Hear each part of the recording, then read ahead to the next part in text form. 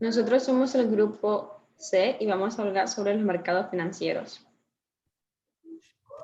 Para comenzar, vamos a hablar sobre qué es la bolsa de valores. Y pues la bolsa de valores se puede comparar como con cualquier mercado, ya sea el mercado local o el mercado del centro, pero que aquí se encuentran compradores y vendedores. Pero en este mercado no se transan productos como frutas y verduras, como en cualquier otro, sino que se transan títulos, valores, como ser acciones, bonos o sus derivados. También aquí, como en cualquier otro mercado, se nos da la oportunidad de crecer nuestro patrimonio, de incrementarlo. Hoy en día estas bolsas se dividen y se clasifican según los mercados desarrollados con mucha liquidez, como ser un ejemplo de Estados Unidos, donde se encuentra la bolsa de Nueva York, la NYSE, que es la bolsa de acciones más grande del mundo. Pero en estos mercados bursátiles hay que tener claro un análisis, también una estrategia y un plan, además de mucha paciencia. Porque un ejemplo sería de que yo en el 2019, diciembre del 2019, decidiera de invertir mis ahorros y comprar acciones en un mercado de estos. Ya pasa el tiempo, yo compro las acciones, pasa el tiempo, llega la pandemia en el 2020 y hace que mis acciones bajen su precio, creando pérdidas para mí. Pero si yo soy paciente, sigo con mis acciones así como están, y ya ahorita pasando el tiempo con lo de las vacunas y todo, supongamos que mis acciones suben su precio, incluso llegan a valer, digamos, un 15% más de su precio inicial, del precio que yo las compré. Esto es un 15% de ganancias para mí. Y el año anterior sí tuve pérdidas, pero se les llama pérdidas digitales. ¿Por qué? Porque yo no hice nada en ese momento, tuve paciencia. Hubieran sido pérdidas reales si yo hubiese decidido vender mis acciones en ese momento y hubiese retirado mi dinero. Por eso es que hay que tener mucha paciencia. También hay que tener el análisis claro en qué nosotros nos conviene invertir, en qué bolsa y qué tipo de acciones podemos comprar. También hay que tener un plan, porque para decidir invertir en estos mercados bursátiles, hay que tener un capital que es con el que uno compra e invierte. También hay que tener aparte suficiente dinero como para sobrevivir 3 meses, porque esto no es como una cuenta de banco que uno va cuando tiene alguna necesidad o ocupa comprar algo, saca dinero y listo. No, este dinero se deja ahí invertido y nosotros tenemos que tener otra reserva aparte con la cual nosotros debemos de subsistir. Siguiente diapositiva. ¿Qué país es el que tiene mayor registro de las empresas que cotizan en la bolsa? Pues el país que tiene mayor registro de estas empresas es el país de Estados Unidos. Y las bolsas que principalmente cotizan son las de Nueva York, la NYSE y la de Nasdaq. Que Nasdaq incluso tiene su propia página web donde se pueden ver todas las empresas mundiales que cotizan las bolsas. Siguiente diapositiva. ¿Cuáles son los 10 principales mercados financieros que existen en el mundo? Para esto vamos a hacer como un top 10. En el número 10 se encuentra la bolsa de valores de Bombay, se encuentra en India. En el número 9 está la bolsa de Toronto, ubicada en Canadá.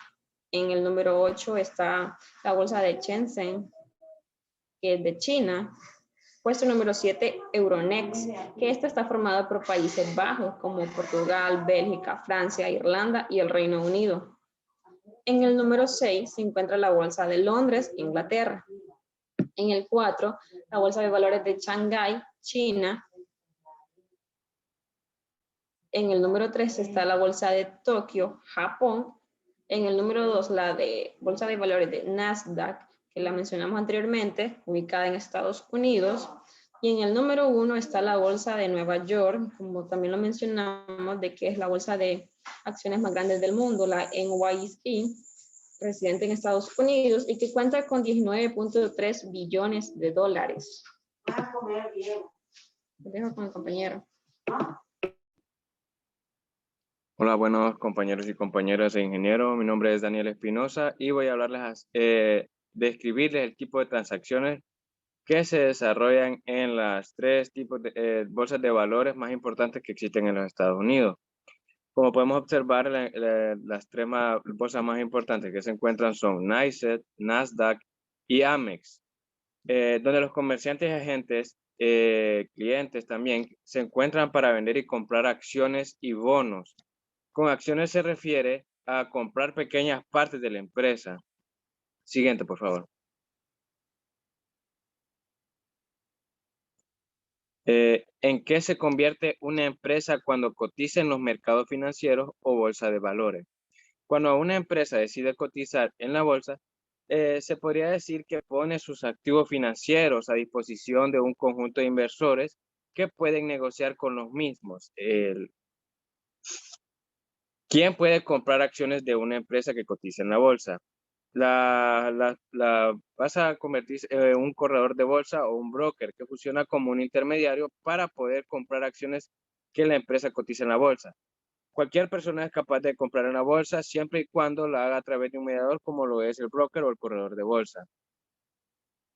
¿Qué beneficios tiene el tenedor de un título valor comprado en un mercado financiero? La empresa o agencia estatal que creó el título se ve obligada a una prestación sobre el dueño del título de valor, o sea, no, a darle un pago a este, ¿no? Como un tipo de pago. Y este último, a su vez, no está obligado a brindar ninguna contraprestación. A cambio de ello, esto quiere decir que no está obligado a pagar los valores que son creados para ingresar en el mercado a fin de que entren en circulación. Con valores se refiere a precios determinados por la oferta y la demanda de una acción en el sistema económico mediante su colocación en el mercado primario. Algunos títulos, como acciones de las compañías, serán los objeto de lo que se conoce como compra de acciones y venta de acciones denominado mercado secundario o bolsa de valores. Siguiente, por favor. ¿Qué son los títulos valores? Los títulos valores o valores son instrumentos financieros o documentos con validez jurídica que representan algún contenido financiero o comercial, como acciones, bonos, títulos de deuda pública, títulos públicos y títulos privados. En los títulos valores también se pueden emitirse valores de contenido crediticio. Bueno, esto fue mi parte y los dejo con mi siguiente compañero.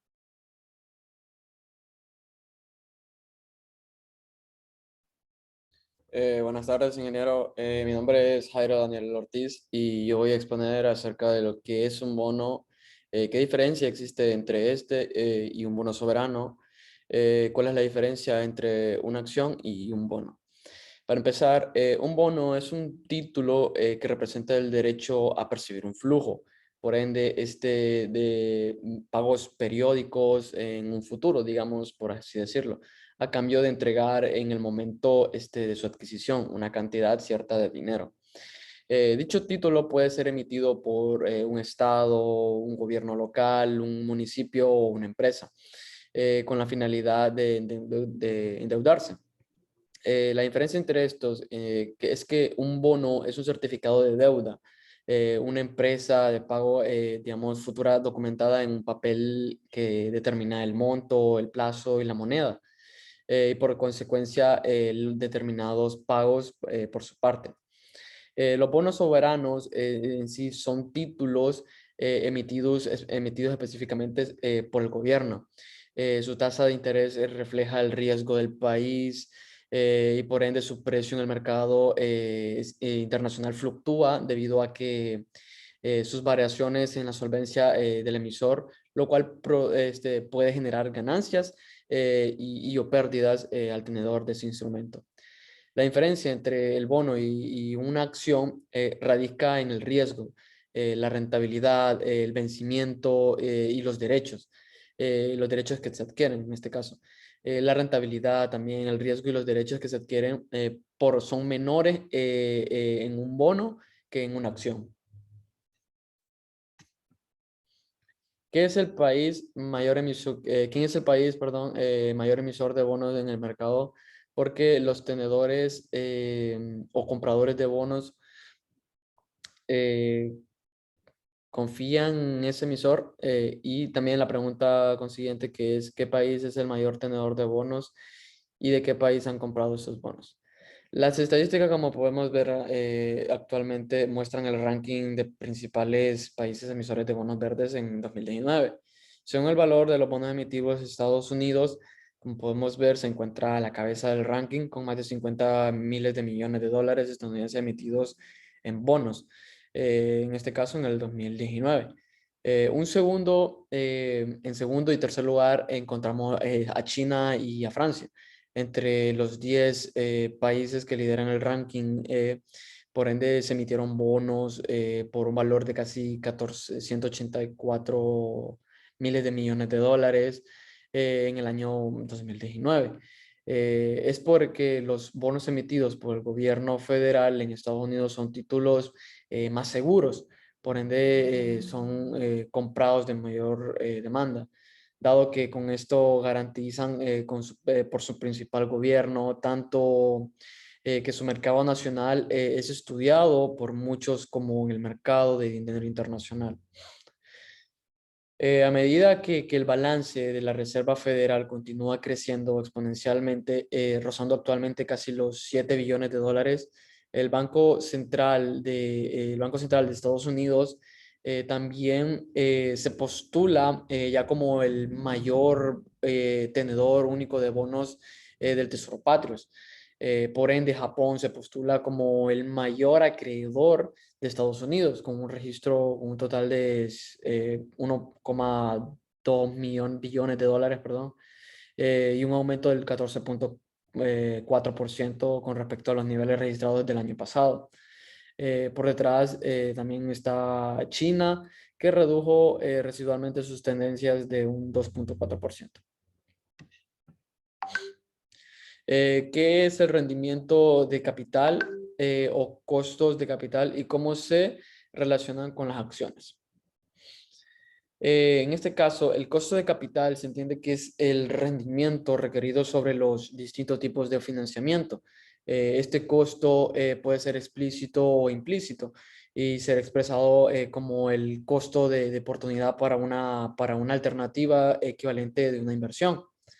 De la misma forma, podemos establecer que por lo tanto, el costo de capital es el rendimiento que una empresa debe de obtener sobre las inversiones que ha realizado en este caso, con el objetivo de que de esta manera pueda mantener de forma inalterable su valor en el mercado financiero. El costo de capital es la tasa de rendimiento interno de una empresa que deberá de pagar a los inversores para incitarles o arriesgar su dinero en la compra de los títulos emitidos, como por ende son las acciones ordinarias, acciones preferentes, obligaciones y o préstamos. Aquí he terminado mi exposición y los dejo con mi compañero.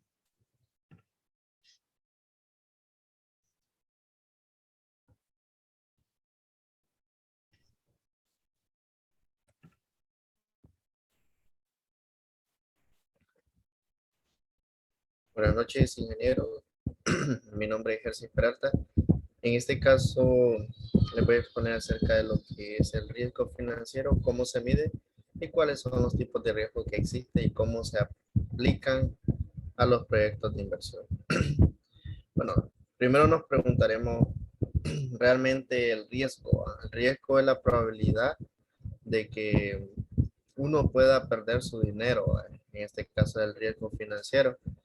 Y obviamente que hay herramientas cuantificables que uno lo puede medir, que es como la volatilidad, la rentabilidad y lo que es la tasa interna de retorno. Ahora bien, nos preguntaremos qué es la volatilidad. La volatilidad se puede medir de acuerdo a cómo cambia con rapidez o aumenta o disminuye en forma en el tiempo. Por ejemplo, imagínense que hace un año o hace un mes, mejor dicho, yo tenía 15 euros. Estos 15 euros dentro del mismo año, por ejemplo, hace 6 meses, el valor de estos 15 euros en la acción que yo tenía ya solo valía 9 o 8 euros. También dentro de 2 meses, hace 2 meses, estos euros valían 11.2 euros. ¿Qué les quiero decir esto? Que la volatilidad de esta acción es baja conforme va pasando el tiempo. Ahora bien, eso porque si hacemos el cálculo no pasa más del 1%, perdón, del 10% en relación a su media. Ahora bien, imagínense que estas acciones aumentaran o disminuyeran dentro de un mes, aumentaría más del 30 o 40%. O sea, la volatilidad es alta. O sea, que ahí es donde uno puede si realmente invertir o no invertir de acuerdo a su dinero. Eh, Ahora bien, los tipos de riesgo que uno puede hallar o ver en un mercado, el primero es el riesgo sistémico o de mercado, que el riesgo sistémico de mercado que es el que afecta directamente al mercado, sin importar lo que usted haya invertido. Por ejemplo, ahorita en el 2020, lo que tuvimos la pandemia, la economía mundial, hubo una crisis total, ¿no? En muchos países todo se vino abajo, el mercado se paralizó y bien, el riesgo ahí nadie lo quitó porque fue directo. Igual, uno puede medir también lo que son los factores que ayudan a medir el riesgo, ¿va? Por ejemplo, lo que son el precio de las acciones, el tipo de interés, los tipos de cambio de divisa, ¿va? Que a veces fluctúan, bajan o suben. Igual eso uno puede hacer Forex, ¿va? Porque eso puede cambiar directamente. También el precio de las materias primas y también podemos ver otro tipo de riesgo, que es el riesgo no sistémico, que este riesgo afecta a una empresa determinada, condicionada por los factores propios, que solo afecta la rentabilidad de su acción o directamente al bono, que solo le dan el valor específico al título estipulado. Por ejemplo, algunos ejemplos, los resultados empresariales derivados de los contratos o los datos de ventas que son por debajo de lo que está estipulado, es una mala gestión de esto. También, es decir, es tener un precio fijo y darles valor o venderlo por bajo de lo normal. Ahora bien, el riesgo no sistémico es un tipo de riesgo que afecta a la empresa determinada y condicionada por los factores. También tenemos el riesgo de liquidez, que lo podemos definir que tiene un activo para convertirse en dinero. Cuando una empresa tiene que vender sus activos, ya sea por encima o por debajo del valor que está en el mercado, eso es un riesgo que uno puede adquirir al tener sus activos, y eso también se puede medir, mediante los ratios de liquidez, que son activos corrientes y que la deuda pueden ser a corto plazo. El riesgo también, el riesgo de crédito, también conocido como riesgo de default o de contrapartida, hace referencia a la incapacidad de contraparte o asumir obligaciones posteriormente al dinero que se ha prestado. También tenemos el riesgo legislativo, que este riesgo va de la mano con el gobierno. Usted sabe que en esta parte se pueden derogar algunas leyes que pueden beneficiar directamente al empresario, y, y el empresario en cierta medida depende también de lo que las leyes o en este caso legisla nuestro país. Entonces puede haber un riesgo de inversión. Ahora bien, el riesgo del tipo de interés es considerado riesgo sistémico porque está sujeto a los cambios y variaciones de los tipos de interés en el mercado. Puede impactar en todo tipo de activos. Lo que corre más riesgo son las inversiones, por ejemplo, lo que son los bonos y las acciones preferentes. Y también está lo que es la inflación. El riesgo de inflación, si nosotros hacemos un cálculo de una inversión por debajo de la inflación que va a tener dentro de un país, es pérdida para nosotros o directamente para la empresa que hizo su estudio de mercado. Ahora bien, ¿qué es la tasa libre de riesgo? Sí, habíamos dicho anteriormente que no existe riesgo, que sí existe riesgo, pero hay eh, valores que están libres directamente del riesgo.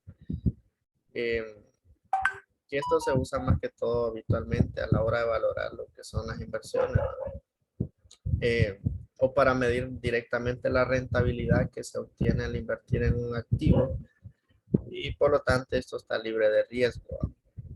Un ejemplo son que en los países de primer mundo, podría decirse, que son, eh, por ejemplo, en Estados Unidos, Alemania, son países que nunca van a bajar de categoría.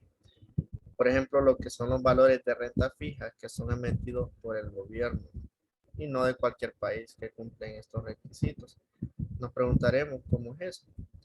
Eh, Son como préstamos o deudas que se adquieren directamente de otros países a otros, donde hay un emisor y el prestamista que esto invierte y son fijos directamente con el gobierno y están adquiriendo hasta culminar su deuda.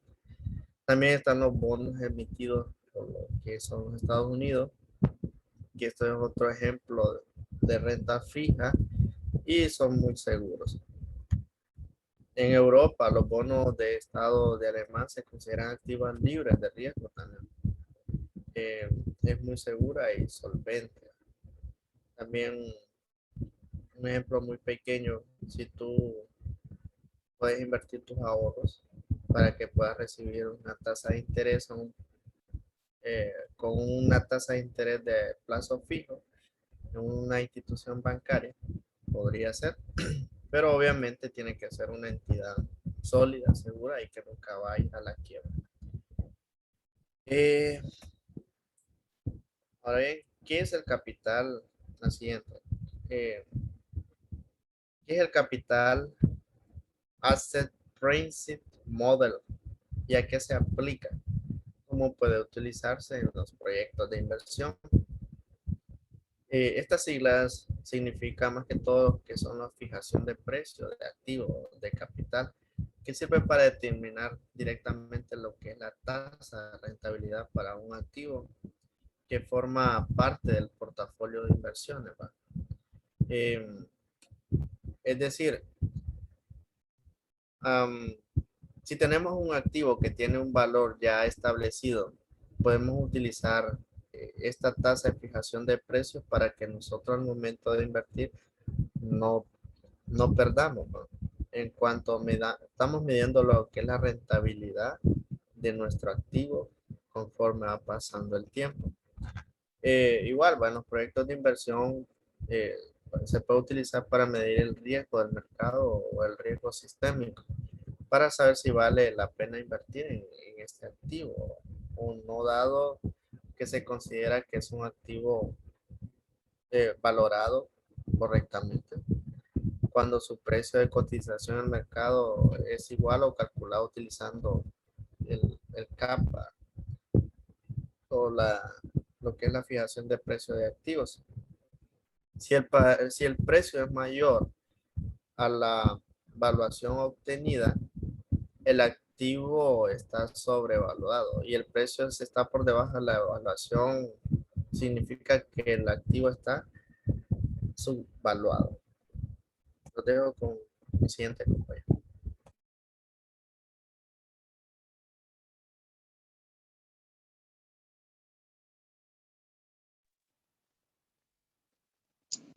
Bueno, buenas tardes, ingeniero. Mi nombre es Overton Saúl Herrera. Yo voy a hablar un poco sobre qué es riesgo país y cómo se mide. Como se puede decir que el riesgo país es la sobretasa de interés que paga cada país para financiarse en el mercado internacional. En esencia, puedo decir que este mide la probabilidad de riesgo que un país tiene de perder dinero o que también puede perder el dinero en un plazo definido por ellos mismos, perdón. Las obligaciones, un vencimiento de las obligaciones, como ser el pago de la deuda externa, los bonos y las letras del tesoro, cuando corresponde. Para medir el riesgo del país, como dice ahí, se toma el valor de referencia para medir el riesgo país y se toma de base la tasa de los bonos del tesoro que paga Estados Unidos. Los inversores internacionales suelen consultar al MEMBI. Sus siglas en inglés significan Emerging Market Bond Index y en español significa indicador de bonos de mercados emergentes. Y ese plan es elaborado por la empresa de servicios financieros JP Morgan Chase. Siguiente diapositiva, por favor. Ahora vamos con la siguiente pregunta. Dice, ¿por qué la especulación y la bolsa de valores están relacionadas? Se dice que, como se puede ver, la existencia de la bolsa de valores supone la ausencia de dirección estatal. Y el que se dé un mercado en el que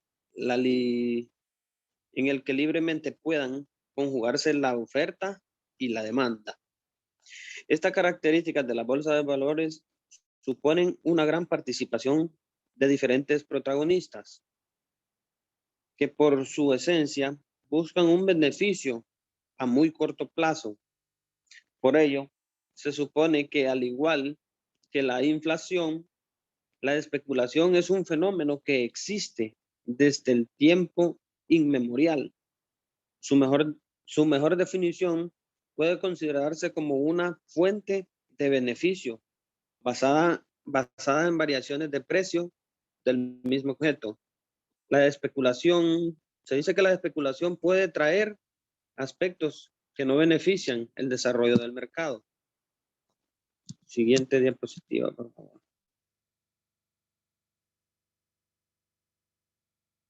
Tenemos por qué se genera la crisis financiera en los mercados financieros. Bueno, la crisis financiera en los mercados financieros padecen de problemas de información asimétrica. Es decir, el prestamista siempre sabe menos que el prestatario sobre la cantidad de pago de este. En cuanto a nos referimos a esto, que si se compromete a pagar, cumplirá con los requisitos que se le piden, o el asegurador determinan un coste, o el asegurador, sabe menos sobre el riesgo que toma que su asegurado. Y como estos riesgos determinan su coste, al tomarlos siempre existe el riesgo e incertidumbre de incurrir en un coste mayor. En pocas palabras, esto quiere decir que si el prestatario podrá cumplir con los pagos de la deuda adquirida, dado que cualquier producto financiero es, en última instancia, un préstamo, todos los mercados financieros están sujetos a problemas de información asimétrica que suelen generar soluciones de riesgo moral, selección adversa y equilibrios múltiples que son fallos de mercado y que reflejan que cuando unas personas no pagan la totalidad del coste de su compromiso, su comportamiento arriesgado, tienen que tomar riesgos excesivos que terminan pagando otras y terminan pagando otras deudas. Siguiente diapositiva, por favor. Ahora voy a hablar un poco sobre el resumen hecho de la película. No sé, no sé mucho inglés. Bueno, se dice que en la película se hablaba de una compañía constructora multimillonaria llamada Aeron. Dicha compañía se tardó 16 años en incrementar sus activos de 10 billones de dólares a 65 billones de dólares. Y que dicha compañía tardó tan solo 24 horas en caer a la bancarrota. Se dice que como el análisis de inversiones que en la contabilidad se manejan conceptos con valores actualizados. Estos pueden influir en la economía de la empresa, ya que es muy necesario tener en cuenta los ingresos como los egresos en igual importancia para que en un futuro la empresa no tenga problemas de organización. Esta corporación de Enron era una de las más importantes en los Estados Unidos, que dedicó a la transmisión y distribución de electricidad y gas a través de Estados Unidos, así como el desarrollo de construcción y operación de plantas de energía. En la película se pueden analizar las causas del debacle de Enron, o sea, de la quiebra de Enron, como lo es Kenny Boyd, que fue el embajador de la desregulación de la materia energética, así como asimismo se aborda un escándalo previo en el que tuvo inmiscuida la empresa, así como el papel de Jeffrey Skill en la configuración de un nuevo negocio para superar las pérdidas ocasionadas por el fin de ese fraude anterior. El mercado de energía a futuro, junto a la creación de un mecanismo que ejerció el papel fundamental en el surgimiento de la burbuja contable asociadas en los negocios de Enron. La parte de subir y sacar de los chivos de Enron, que se puede explicar mejor cómo inflar los valores de una empresa en la bolsa y luego vender en el momento cumbre, justo antes de que caigan estos valores. Jeffrey Skill se da la parte de llamar, insultar a una inversionista en público. Poco después de la publicidad empresarial, lo apoyó hasta ese punto llegó la soberanía de un sistema de vida.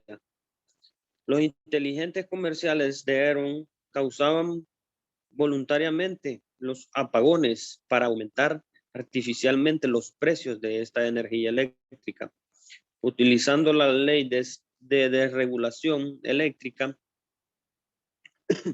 aprobada en este estado en 1976. Bueno, esa fue toda